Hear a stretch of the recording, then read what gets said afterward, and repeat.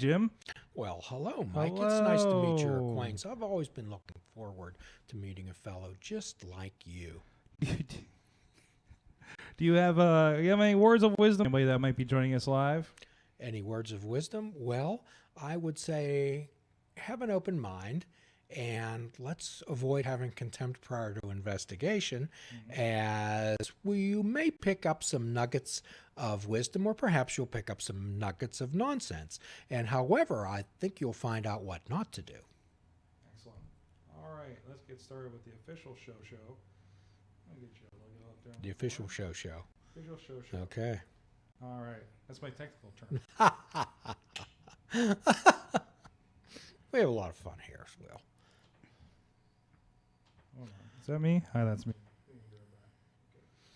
I've been bouncing around with this wizard for a while.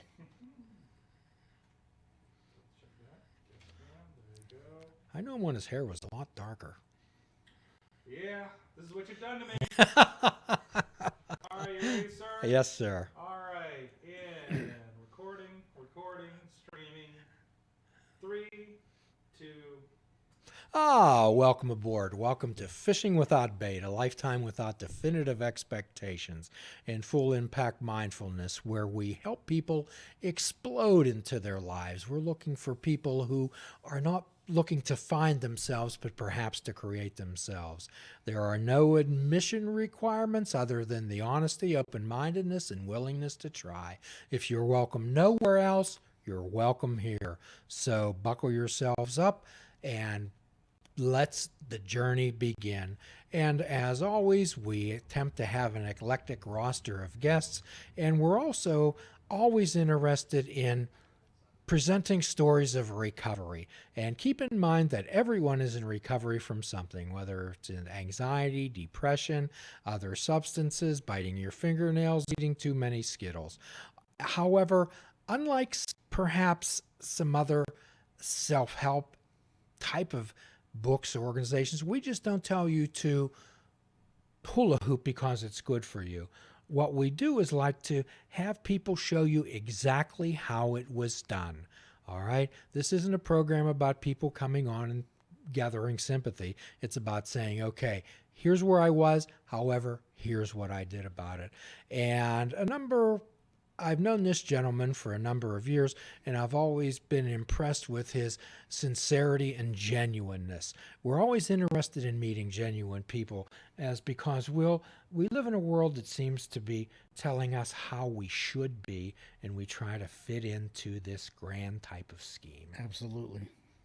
So could you tell us a bit about yourself? And I'm going to give people a break tonight because usually, as everyone out there knows, I'm in love with the sound of my own voice. However, the last time I heard this gentleman speak, I actually kept my mouth shut.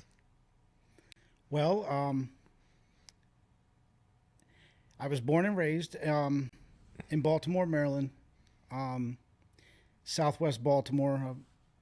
At the time, it was a diverse neighborhood, and it just seemed like normal life to me. Well, what did you have to compare it to? Really nothing. Yeah, nothing whatsoever. I didn't even realize that there was a broad horizon of people. When I was growing up, I remember I originally came to Pennsylvania when I think I was 11 years old, and I went back shortly after. And I remember when I came up for good, I was 18 years old, and and I'm fresh out of the inner city of Baltimore, and I go to play basketball at the local park, and there's hippies playing banjos, and I'll never forget the shock and awe on my face from going from one extreme to the vast other at that point in my life. So Well, all of us, it's our past that propels us to our present. And what we often suggest to people is it's their past. However, we ask them not to regret it, whether we can turn that into experience and wisdom. So I guess I guess you packed a lot of living into those 18 years, Mr. Will. Absolutely. I've lived in, I think, in some form or another, probably 7 different states. I might be, I don't know the exact count.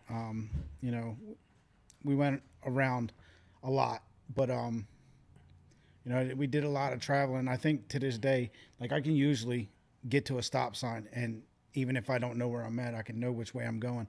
And I think it's because we just traveled my whole entire life. So you had a gut type of feeling. Usually when I talk to people, I ask them, when did you begin to realize that your life wasn't exactly like the other people's? And usually it's when they tell me, when I started to have sleepovers at other people's houses, I realized that perhaps other families and other situations weren't like mine. No, it was when I moved here because everybody's family was like mine back there. And if they weren't, I generally wasn't allowed to stay over at their house.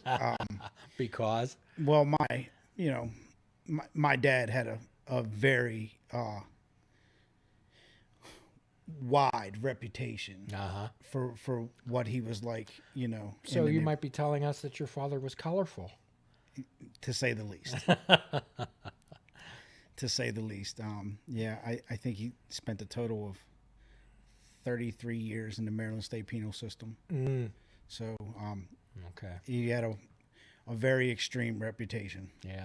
So what you're saying, and he wasn't a member of the Golden Rule Club? No, not at all.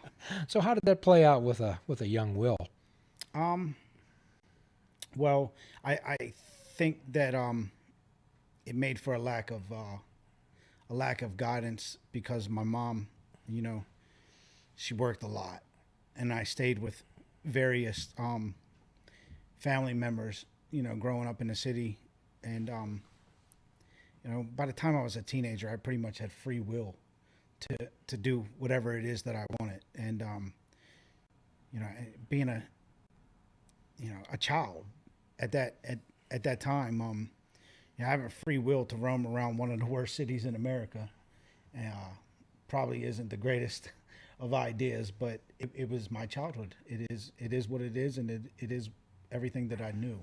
Well, it sounded like you bloomed where you were planted, and you knew the layout.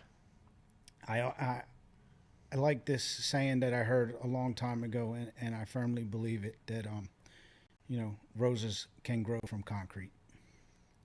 And I believe that, a lot of kids that grow up in the environment that I grew up in, there's not very much hope. They believe that that's all they're ever going to be.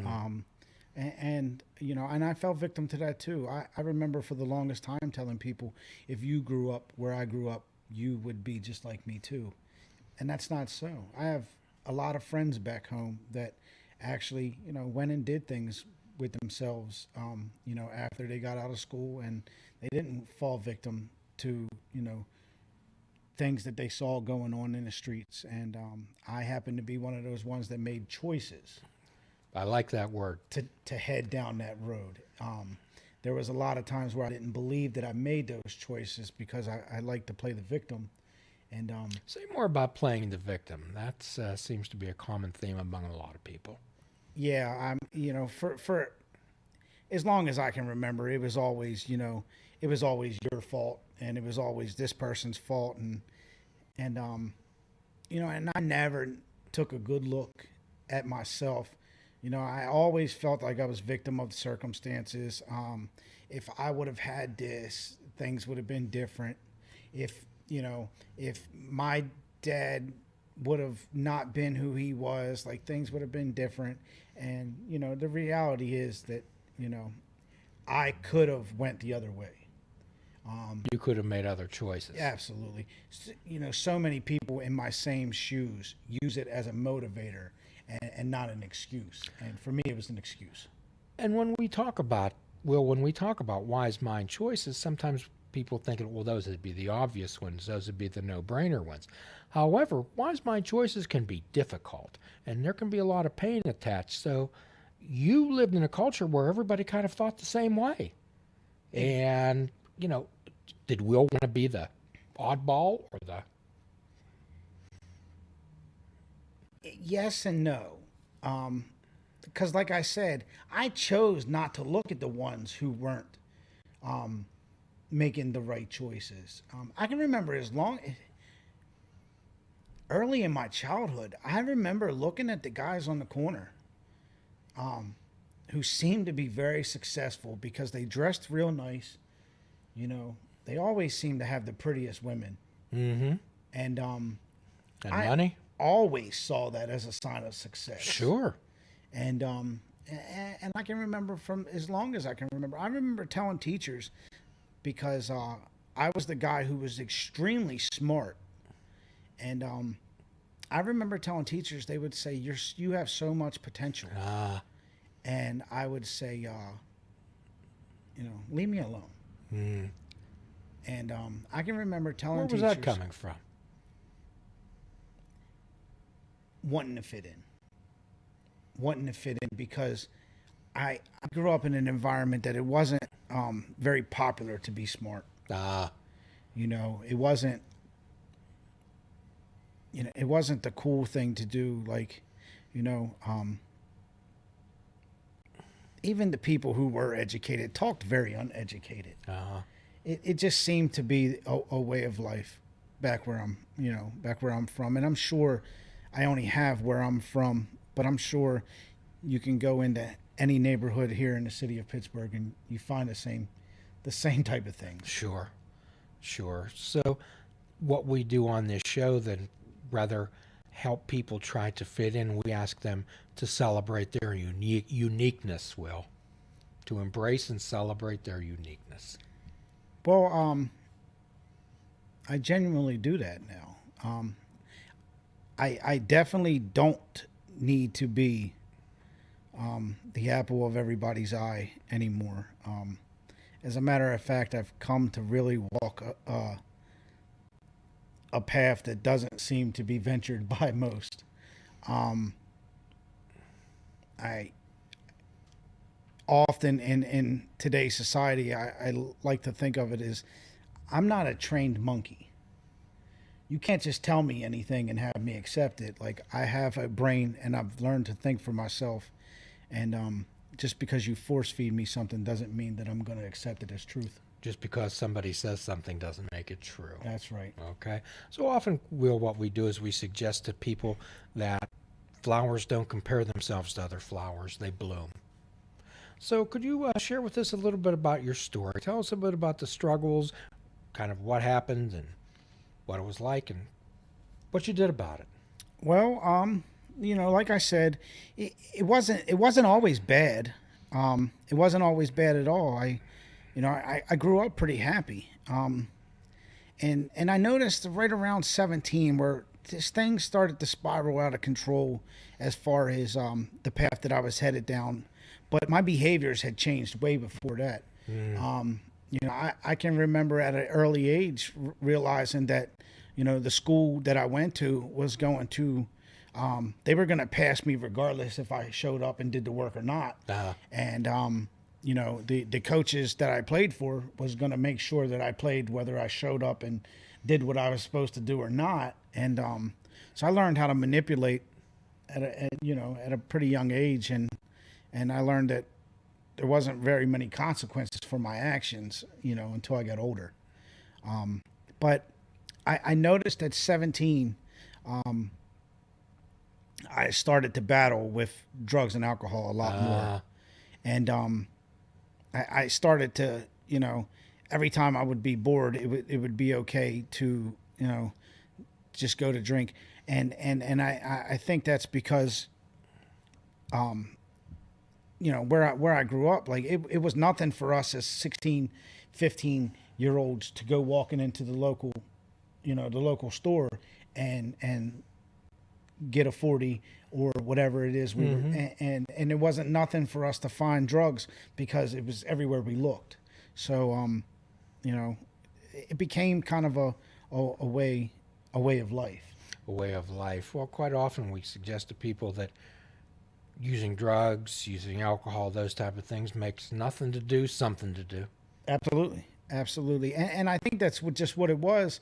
You don't go to school, you don't have a job. what is there left to do?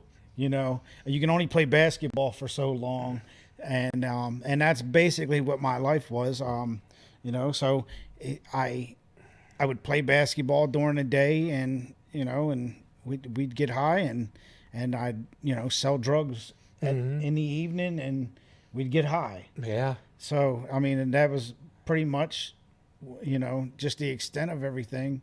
You know, basically, and I knew that it was wrong. I remember at 18 years old, the day I came to Pennsylvania, you know, I was 18 and I was standing there, and it was like 2 a.m, and I can remember the thought come over me that there's got to be more to life than this, you know, and I just got a brilliant idea to move to Pittsburgh, Pennsylvania. Okay. And my mom had lived here, and she had lived here for a couple years. You know, that last time that I came up, that I was telling you about, you know, she stayed, and so I knew she was here, and I just think I wanted to run. I wanted to run to get away from me. Get away from me. And it had nothing to do with Baltimore. I thought it did. I thought it had everything to do with Baltimore, and you know, looking back now, I know that it was always me. You know, Wherever you go, there you are. but at the time, you know, a young teenager fighting thoughts and feelings and emotions that I had no idea, you know, were, you know, and I didn't even know at that time that I was a genuine person. A genuine person, yeah. Yeah, it's hard to do that when the drugs and alcohol make us something that we're not. When you have an environment that doesn't allow you to be a genuine person, you know, any type of feelings, any type of emotions is a sign of weakness. Yeah, let's talk about that, a sign of weakness. So, you know, I there was things that, you know, I had a chip on my shoulder. I often share this. I don't know for what. It might have been because I was smaller than everybody. You know, the society calls it the Napoleon complex. Or, you know, being white where I grew up. I'm not quite sure. Being a redhead bothered me growing up. You know, kids are cruel. Kids are cruel. I was cruel. You know, and there's a passage in a book that I read that says, "Hurt people hurt people."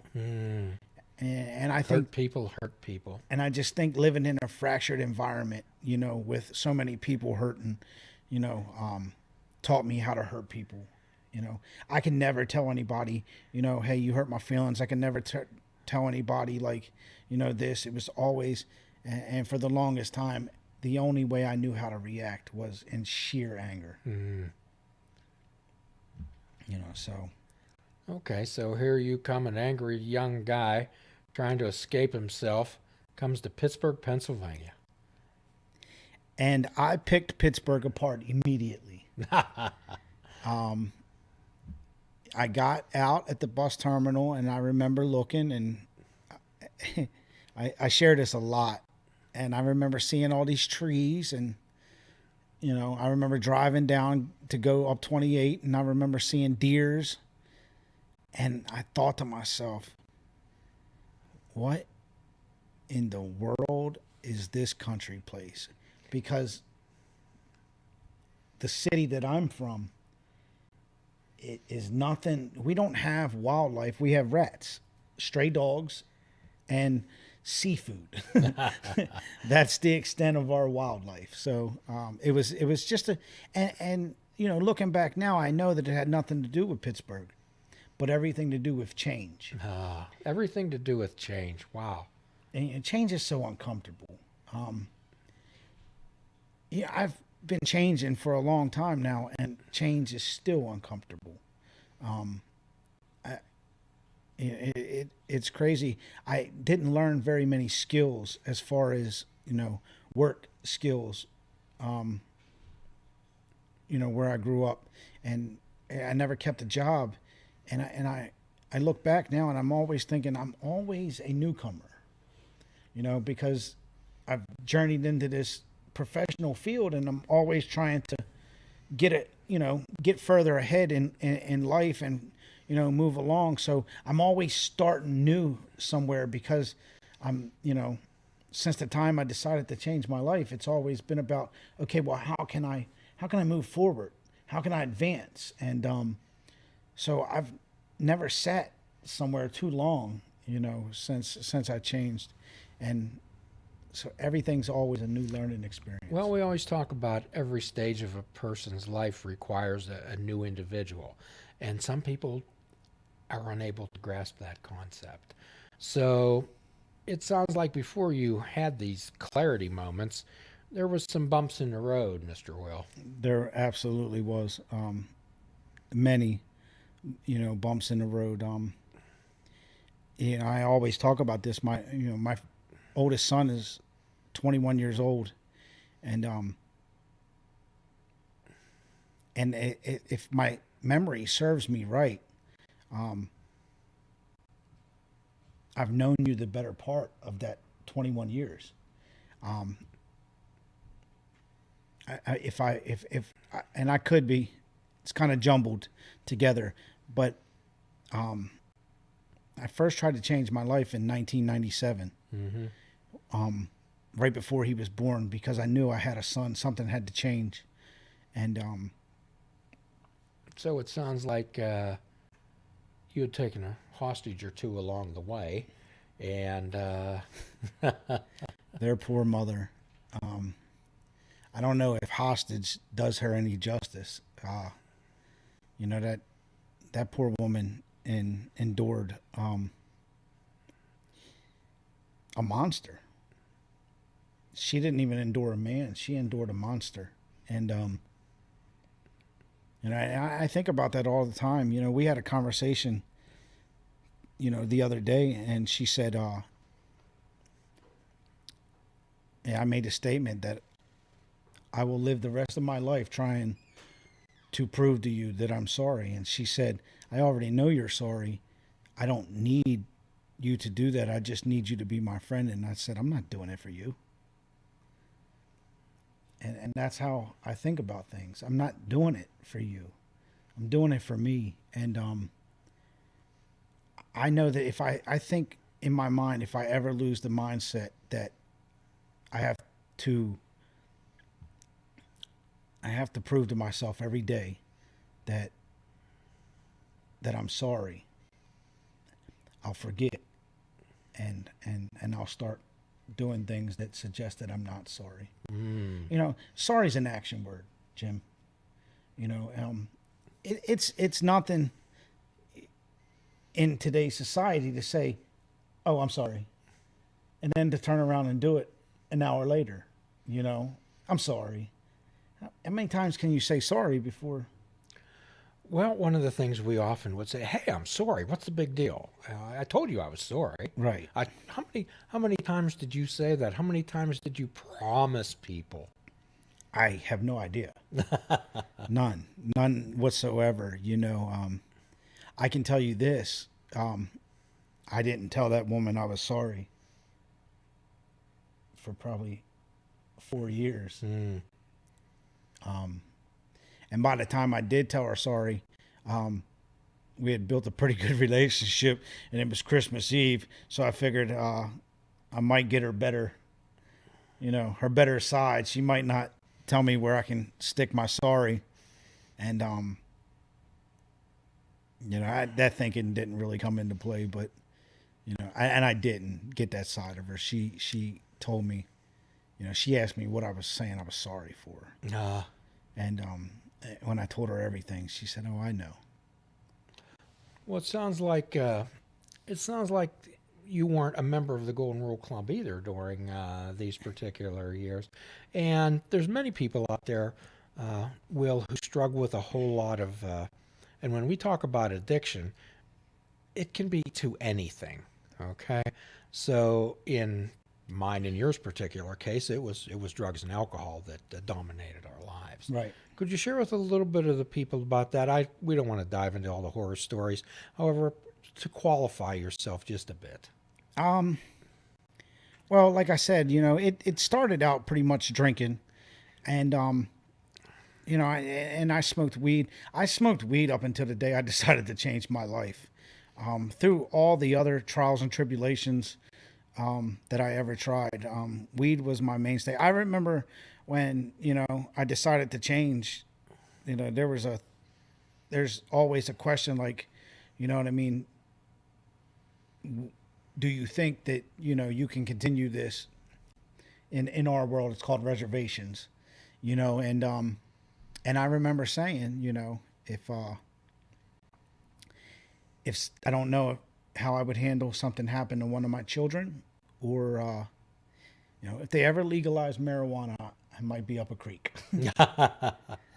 And here we are. I don't know if it's 100% legal, but I'm pretty sure at this point it might as well be Close. legal if it isn't. So, and I have no desire to journey down that rabbit hole.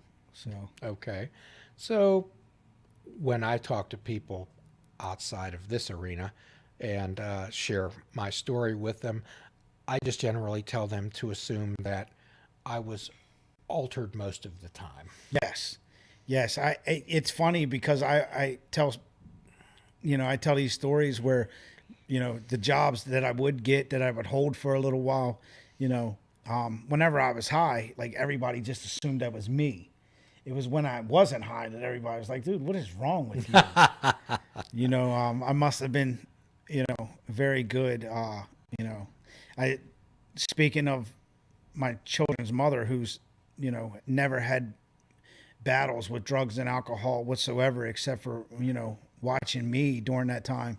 And, she would get tired of dealing with me, and she'd be the one working and come home and hand me her hard-earned money and tell me, if you don't go get something and get out of my hair, so to speak, you're driving me crazy. So you were miserable when you were on what we call enforced sobriety. No, I was a bouquet of roses, Jim, at all times. But eventually, it led into harder drugs. Mm-hmm. And that's when, it started before, me and her was having a lot of problems, man. She was tired of the way that she was being treated. And we were just having a lot of problems. And I was looking for excuses to not be in the house. Looking back now, I believe a lot of that had to do with my son being born and not having a father and not understanding how to be a dad, and the fear that overwhelmed me. And I didn't know it at the time, because you couldn't even tell me I was scared of anything, let alone, life. And, that fear of being a dad to him, and like, what kind of a role model I was going to, paralyzed me. And so I searched for reasons to get out of there, and eventually, like I said, it journeyed to pain pills, and then, cocaine became a real problem in my life, and it went on to heroin, and heroin didn't stick around too much because it scared the living daylights out of me. But the pain pills that I was doing were harder than heroin. I just didn't know it because at least it's not heroin. Well, you justified that. Right. Mind, So those were the things that I told myself. But needless to say, my life had gotten just as bad as anybody else doing anything that comes down. Well, I think this is a good point to tell people out there, because when we get trapped in that cycle of addiction, we deal with guilt, remorse, and shame every single day. And other people out there are thinking, well, they can stop if they want to. They're worthless. But they don't understand that horrible nightmare of existence. Jim, I think from my own personal experiences, it doesn't matter what we do. It's all over feelings. It's all over emotions. It's all over inadequacy. It's all over low self-esteem. Anytime we consistently make bad choices and try to avoid life, it's it's been my experience that it's always about feelings, and it's never about a certain substance. We just gravitate to certain substances that might, make us feel a certain way to the point where it takes over, to the point where we say that that's our one thing, but it's really just the one that's got a hold of us. Well, what we do is when I go to speak I speak at a lot of rehabs, and what I tell people is I said, you know what, the drugs and alcohol, whatever, they're symptoms. Okay, so what we try to do is try to find out what drives behavior. What drives that behavior? It's like getting rid of drugs and alcohol are like blowing smoke out the first floor window when the basement's on fire. Okay, and we often say, oh, gee, if Johnny would just stop drinking, oh my gosh, Harvard's awaiting him. Or if Mary would just stop using drugs, she'll be the queen of industry. That's not true. Well, I think the problem for a lot of people like me and you, Jim, is there's always one exception. There's always one exception. There is always that guy who has his bouts with crack cocaine, and he quits that and he drinks, and he's not really that bad of a drinker. And all of a sudden, people like me and you see that, and we're like, oh, well, we can be him. And, chances are we're not him. Chances are we're me and you. And I think that gets a lot of people caught up, and it gets a lot of people to not try, a different way of life. And so what we're hoping to do tonight, Will, is there's maybe people that listen to this podcast, maybe listening right now, that are saying, man, I wish I could stop. Because I'll tell you what, Will, every day I said to myself, I'm not using today. At one point during the day, I'm not using today. It's a great point, Jim. And I ultimately believe that the exception to the rule, the alcoholic, the drug addict, the overeater, the gambler, it all starts and ends with people, places, and things. No matter how you change your way of life, it all starts with making sure you don't put yourself in the same positions. Exactly correct. And sometimes, Will, and we've talked about this on our program before a number of times, is that my counseling firm, Namaste Holistic Counseling, when we talk about holistic, there's three things that make a flower bloom, okay? Water, sunlight, and soil. And I refer to the program that I'm involved in, 12-step for behavioral change, is that water is taking care of your physical body. Very important. The sun we consider the sunlight of the spirit, a spiritual connection with something. Doesn't have to have a name. And then the environment, the soil, is the people, places, and things that we surround ourselves Absolutely. with. If you take a beautiful flower, Will, and you transplant it into a sandbox, what happens? Well, it's not going to bloom. Mm-hmm. The saying that resonates with me is, if you lay with dogs long enough, you're going to catch fleas. And that I've heard the barbershop one, Sure. But given my certain circumstances, the barbershop one doesn't resonate with me, since I've been having to shave my own bald head for the better part of 20 years now. But the one that says, if you lay down with dogs, you're bound to catch fleas, that one resonates with me. Well, sometimes people can't see that. There's a saying that we use, and saying that you can't read the label when you're inside the bottle. Okay, that goes for drug and alcohol addiction. That goes for anxiety and depression, and particularly relationships. It's hard to see the big picture when you're part of the frame. Yes, yeah, it is. And that was me for the longest time. For the longest time, it was, it was hard to see the big picture. But I believe in my heart, Jim, I always wanted to be the dad that my dad never was. And, and I think the turning point in my life was getting arrested for selling drugs and knowing that I was going to have to tell them little people goodbye.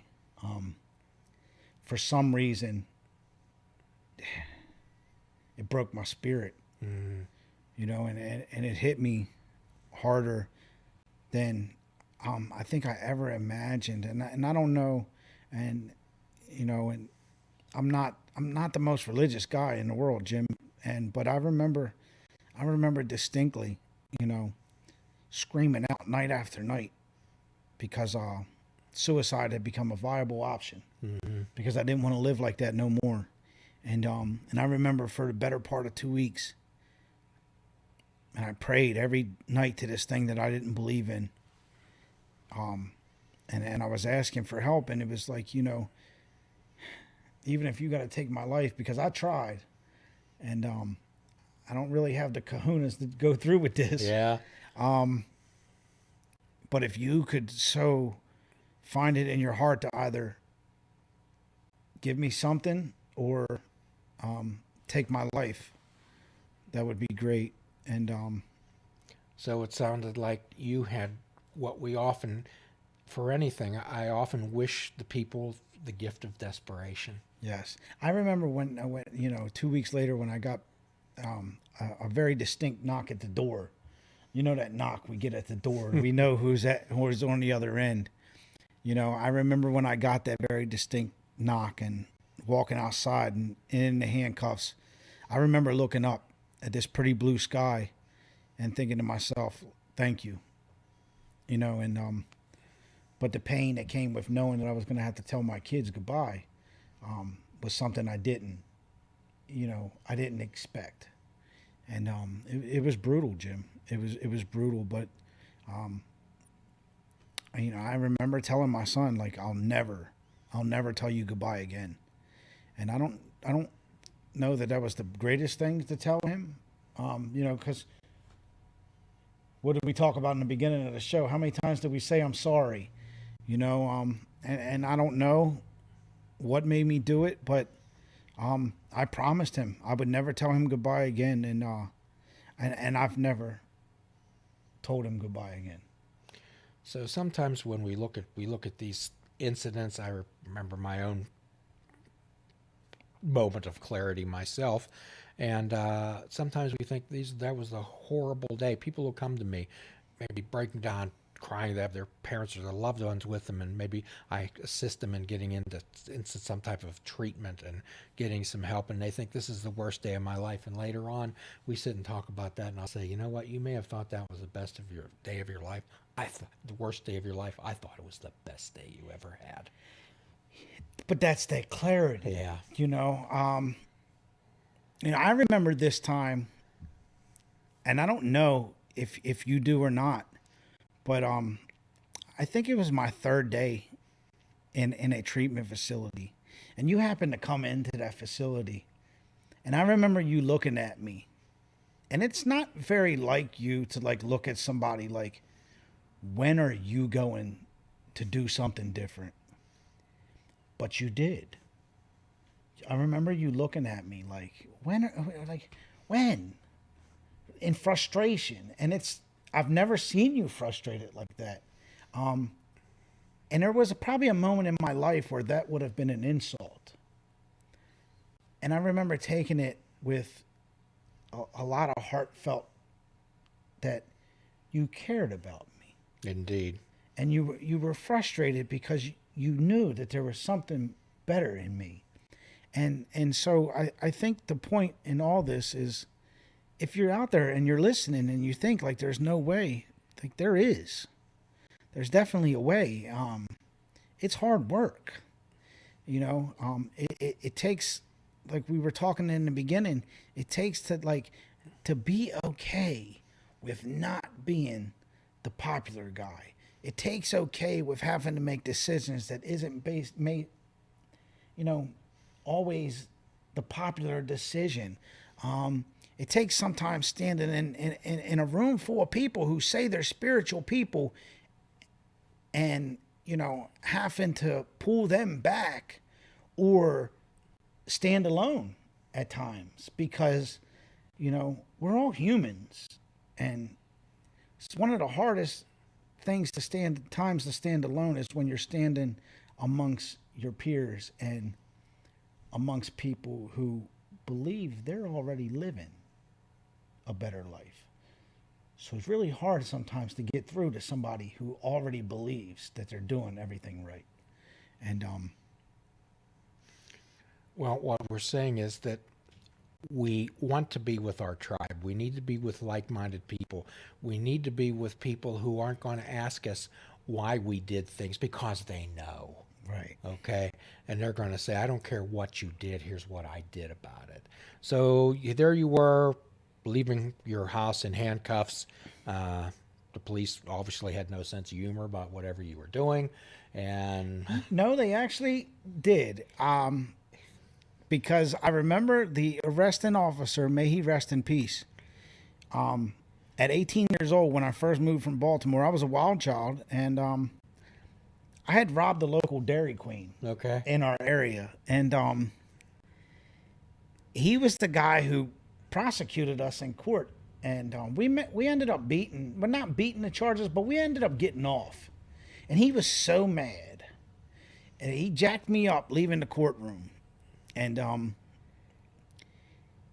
he had a lisp, so when he talked, he kind of spit. Okay. And he spit all over me. And I remember wiping it off my face and grabbing his hands from clutching me in the courtroom and like slinging his hands back and telling him, "Don't you ever put your hands on me again." And he was the arresting officer like 20 years later. And he said, I told you I'm going to get you. And he was happy. He was very happy. And little did he know that I was going to go through a change in life. And about 5.5 years later, he was sitting in his car outside of my mom's house. And he hadn't seen me prior to the arrest. And I remember knocking on the window, and he must have not have recognized me at first since it had been some time. And he rolled down the window, and when anytime a cop's approach, it's probably a nerve-wracking scene for them. And he said, "Can I help you?" And I said, "I just wanted to let you know that, I wanted to tell you thank you, that you changed my life." And he looked up at me and he said, "Will?" And I said, "Yeah." And he said, "Oh my God."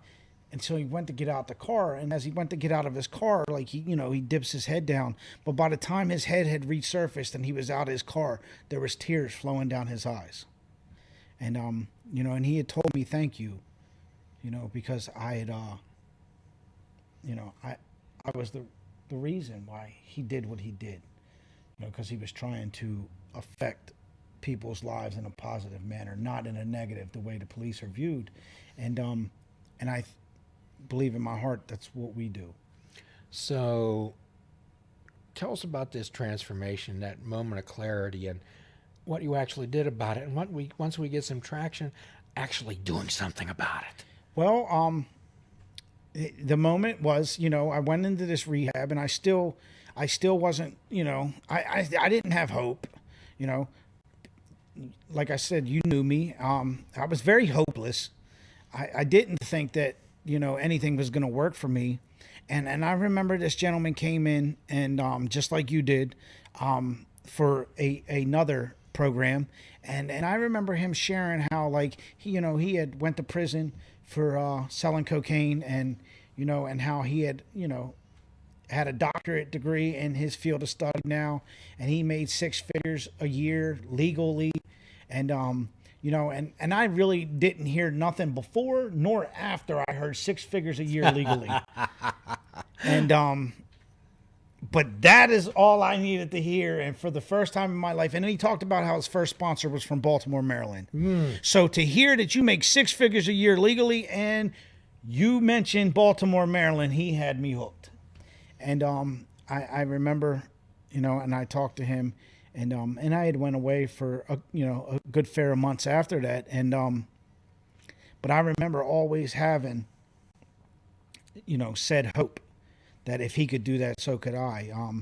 You know, my relationship with my kids never did blossom to the relationship that I've always wanted. It's a formidable relationship, but it never did blossom to the one that I believed it was going to be when I got clean. They were the reason I got clean, and so, and they were my driving force. And then somewhere along the line,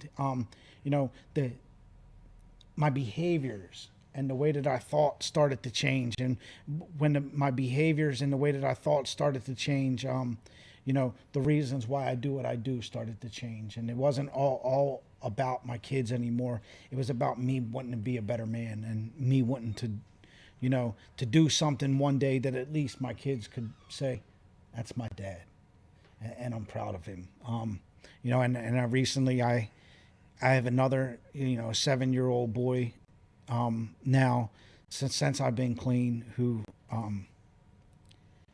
quite frankly is my reason for living. And, he's my driving force. And I didn't know on a live podcast you could get me to get choked up. But you managed, whenever I speak about him and my kids and, what they mean to me. And, there's times that we were talking before the show about little things of depression. And there's times where, because it didn't turn out the way that, we have this glorious vision of what it's going to be. And, because it hasn't exactly turned out to be that glorious vision, it's still a lot better than it was.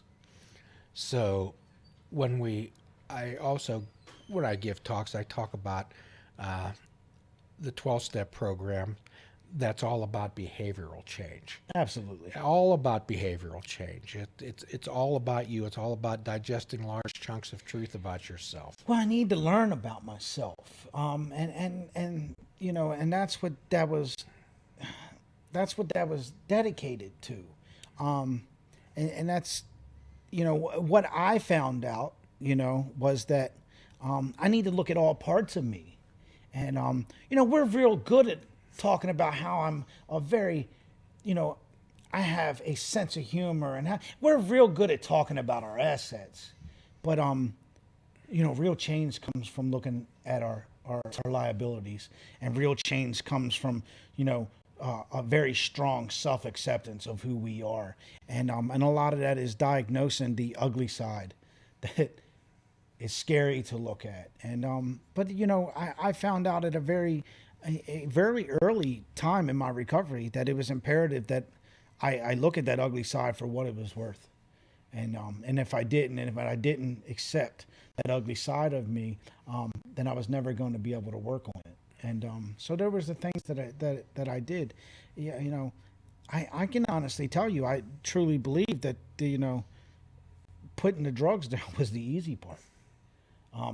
If you'd have told me that before I would have put the drugs down, I would have never guessed that would have been the easy part, because I couldn't do it for so long. Well, there's a thought in the world that when we start using addictively anything, then we stop growing emotionally. And those thoughts and feelings don't trickle out of the faucet, they explode. And they're difficult to deal with unless we have some help with them. You remember the Ghostbusters movie? Sure. Do you remember when he cracked the safe and the one ghost had trouble getting out of it? But as he got out, it cracked the safe a little bit more. So then 2 ghosts wiggled out of it. And as they wiggled out, the crack got a little bit bigger. By the time it was all said and done, the ghosts were just flooding through the hole. That's my emotions when I got clean. One would pop up and it would be so overwhelming, and and then all of a sudden here comes another one, and then before you know it, I have so many coming at me at one point in time that thank God for them saints that work in them treatment facilities, because sometimes the bears that they deal with, during them first periods of recovery, and I say this, if you're listening, I don't say this to scare you, but to hopefully give you some hope that like I was able to get through that. But I don't think them scary ghosts went away for the first year. Mm-hmm.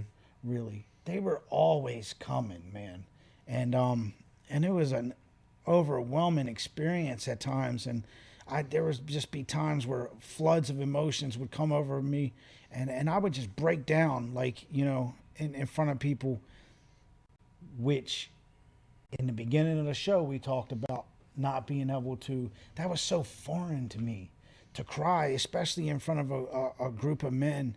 I remember being in this facility for, you know, for people of the locked away, you know, environment. And I remember sharing how I was molested as a kid, and I didn't plan on sharing that. You know what I mean? I definitely didn't plan on sharing it in the environment in which that I was sharing it in. And but it was a flood of emotion that I had suppressed for so long as a child that and growing up, almost as to forget that it happened, that it came out without my approval. Yeah. And I remember standing around staring and looking at everybody and saying, I don't know if this was the right place for that to come out. And what I found out, Jim, was I had about 6 tough guys. And I remember this like it was yesterday. I had about 6 tough guys that didn't come up to me all at once. They came up to me privately. But, you know, I've never forgot those 6 tough guys. But every last one of them came up to me and they all said, me too. And I think for in the recovery field, I think it's more common theme for men to have those experiences than they'd like to admit. A lot of our issues are sometimes directly related to past traumas, Will. Oh, yes. Yes. But, you know, but that was the big thing for me, Jim. It was learning how to deal with these emotions. It was learning how to not run when these emotions came. It was learning how to try to channel the emotions in a more productive manner, as to not like cause more harm to people, because that's what I did my whole life. And when I'm hurting, I cause harm to other people, because if I'm hurting, you're going to hurt with me. Hurt people. Absolutely. So, and it's difficult for us to do this by ourselves, Will. Oh, yes. Yes. And, you know, it's funny. I was at an establishment last night, and one of the things that, you know, came up, and a lot of people were sharing how they were struggling. They were struggling emotionally, and the common theme from the people who were struggling was, I quit coming, and I quit surrounding myself with you people.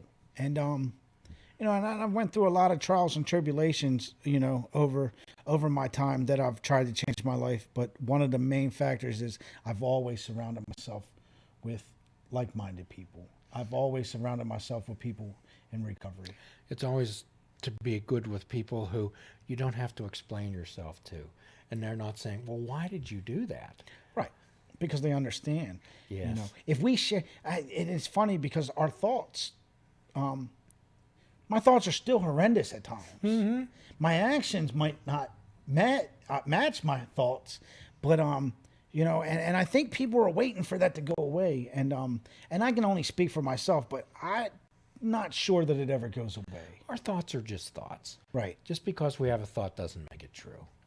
And this frightens people and it scares them, but we have to understand that we still have that addictive part of ourselves. You know, the funny part is, like, when we change, we tend to change the world around us too sometimes, and we have an impact.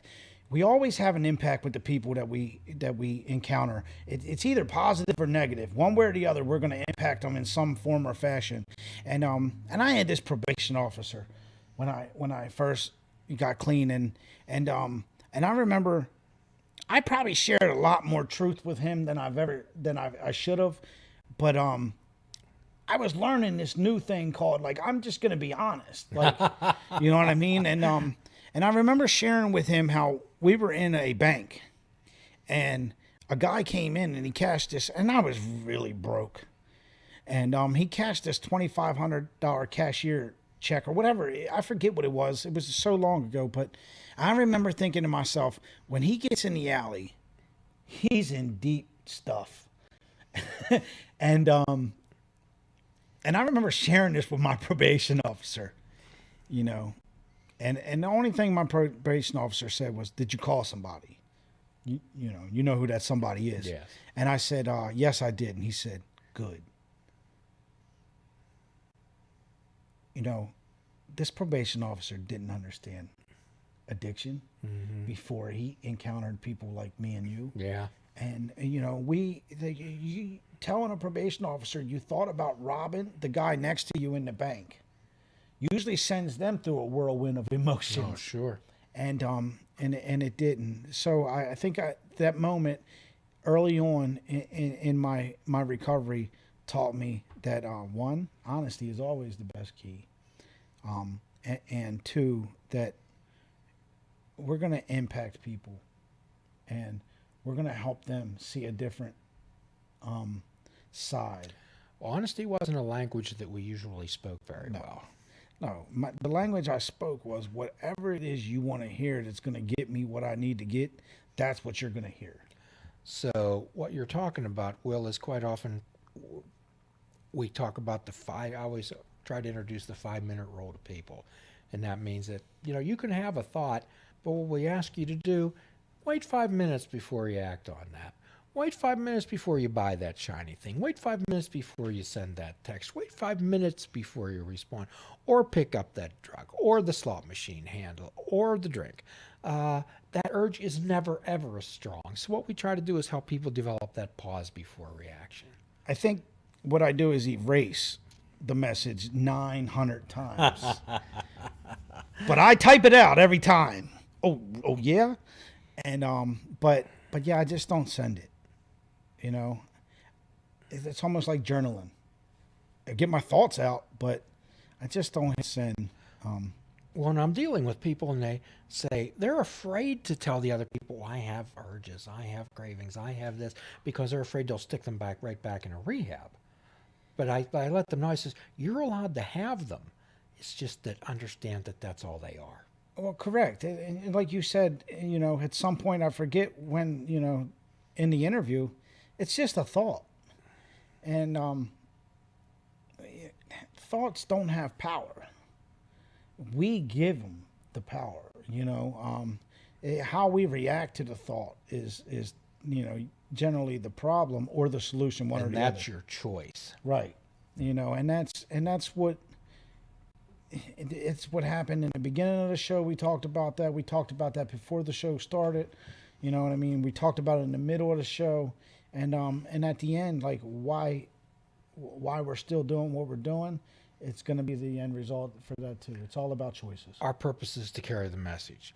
And quite often, what we say to people, I know you've said this before, people come up to us and say, well, I don't know what to do. Well, I don't know what they should do either. However, I'll guarantee you know what not to do. Right. And that's why we share our experiences with people, because if we've gone through the same thing, then we can, but I personally refrain from telling you what you should and shouldn't do, especially, I'm not a doctor. Well, I'm not going to tell you how to get through a surgery. You know what I mean? Like, I'm not going to have something health related come down on my conscience because I tried to tell you something that I'm not educated in. Mm-hmm. So, and that's the things that like people like you taught me. If it's not your experience, don't give advice. Advice kills people. Oh my gosh, yes. Generally, when somebody speaks some advice, that comes from ego. Yes. But the experience. All right, this is you're feeling like that. Okay, me too. Or no, I haven't gone through that, but I know Jim has. Why don't you go talk to Jim? And those are the things that that's how we help. And another one of the topics last night was it was all about goodwill. And I don't know, man. I've been bit a lot by people. Hurt people. But one of the things I've never stopped doing is helping the next person. You know, and there's always this story about helping the snake, pulling the snake from the fire. Well, you grab the snake, pull it out the fire, it bites you. Well, obviously you drop it and it falls back in the fire. Well, what is your next thing to do? You reach back down and pull it back out the fire. You know, and they say, well, why did you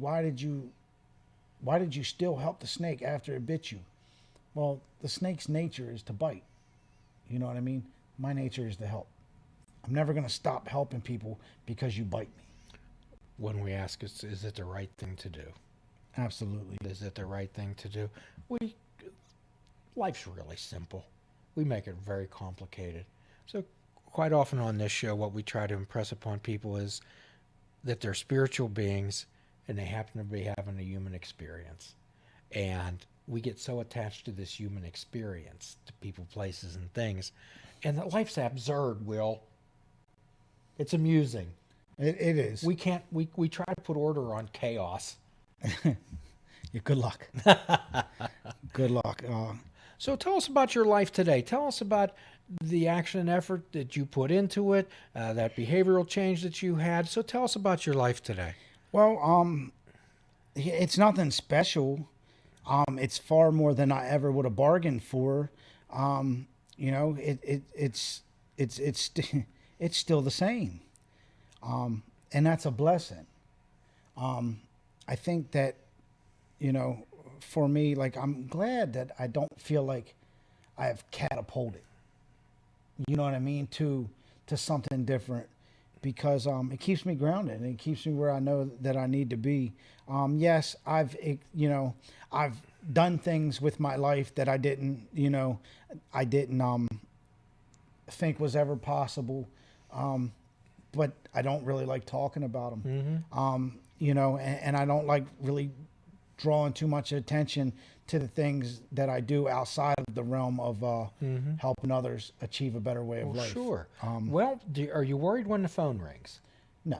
Are you worried when there's a knock at the door? No. Okay. Do you believe that you're confident in the decisions you make? Absolutely. Okay. Do you believe that you treat people with courtesy and respect? Most of the time. Okay. I'm human. Okay. Do you have a $2 to buy yourself a cup of coffee? Yeah. As a matter of fact, I think this whole interview is the longest I've gone without drinking coffee. But yeah, you know, I'm gonna grab a cup when I leave. I know that, like, if I need to stop and get gas, I'm gonna be fine. I know that if either one of the exes call me, you know, about the children, I'm gonna be fine. It isn't always as much as I would like, but generally, and even when life gets a little strenuous and I still can't always pay the bills in full, I'm never stressed. Are you showing up? Absolutely. Are you showing up in life? Absolutely.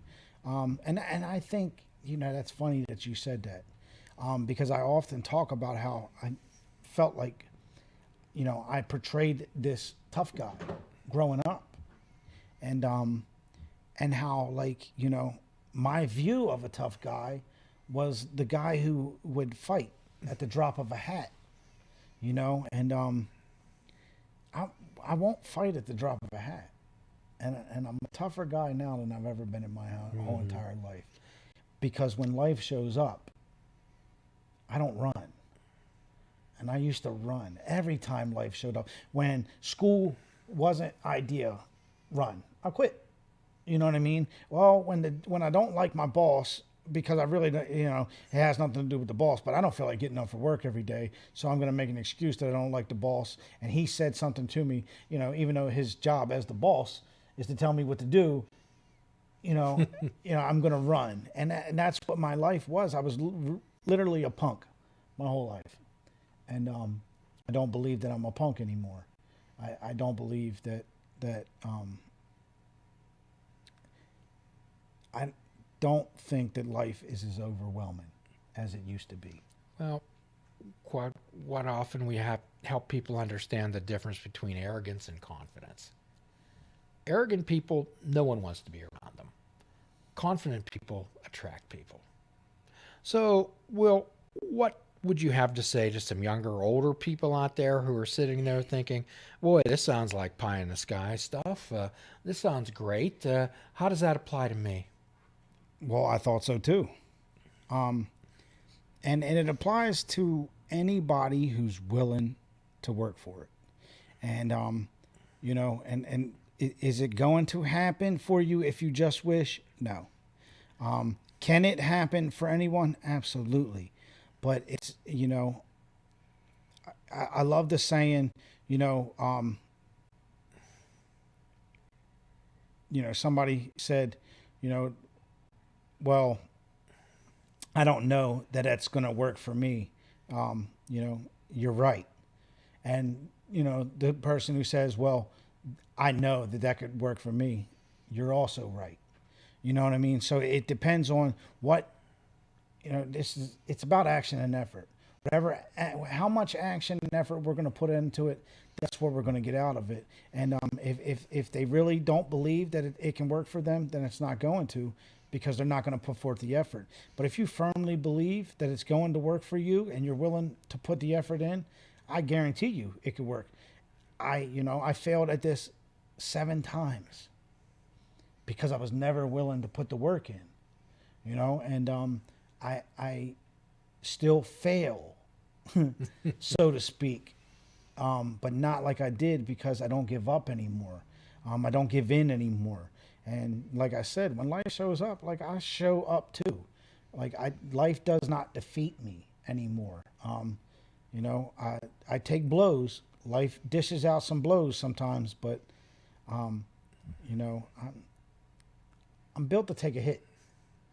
You know, You're resilient. It's a 12-round fight, and you're not knocking me out in the first round. Taking a licking and keep on ticking. Absolutely. Like Timex watches. Absolutely. So you talked about action and effort, Will, and I think we'll kind of end with this. This is a story we've told often. I'm sure I've told it the time that we were up at the place where I met you. And there was a person that prayed to win the lottery every day. Sweat blood, just prayed and prayed and prayed. Nothing ever happened, and they got so angry that they went outside and they yelled up at the sky. They said, God, why won't you let me win the lottery? And God called back down and said, could you meet me halfway and at least buy a ticket? Absolutely. So the idea is about buying a ticket, and it sounds like you've bought the ticket into your life, Will. Yep. I prayed and prayed and prayed and prayed, and then I, you know, at some point realized, like, he's only going to give me what I meet him halfway for. Absolutely. Do our part, other people will do theirs. And to all of our brothers and sisters, and I think I can speak for Will, all of our sisters and brothers in recovery out there, we're all very, very proud of you, and that comes from the bottom of our hearts. So at the end of every podcast, we offer a free prescription, fruits, nuts, and vegetables. Unplug your televisions and take up fishing.